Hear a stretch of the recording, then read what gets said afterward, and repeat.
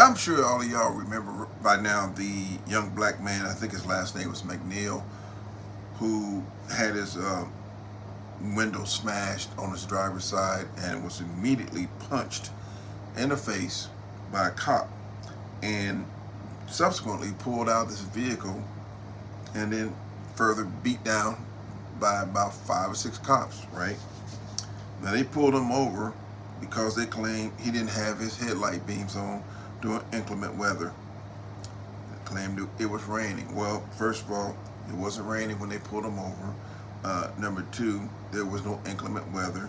And number three, the egregious way that they handled that young man, it was so unsettling. I just gonna, really, I couldn't even hold it back because it's an outrage to say the least, and it's just another example of what it's like to live in America when you're black and you can't even drive without being pulled over for any reason and be treated like that.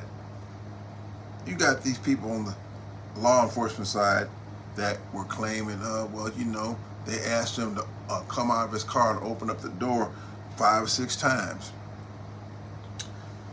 Now, I've seen a lot of videos where white people get a different set of rules for them to engage with white officers.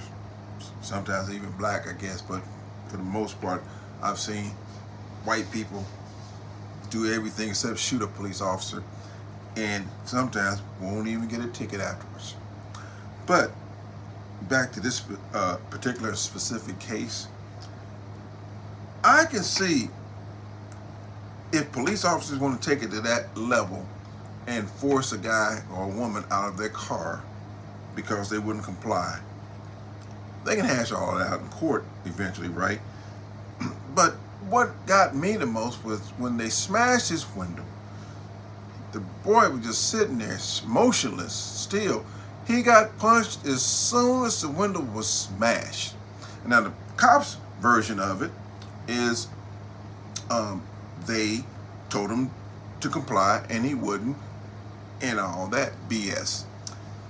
Their report was all doctored up, but luckily the kid had a camera mounted inside his vehicle that showed things from a whole different angle. Now the police chief is scrambling, trying to reassess everything that he was talking about, trying to protect his boys.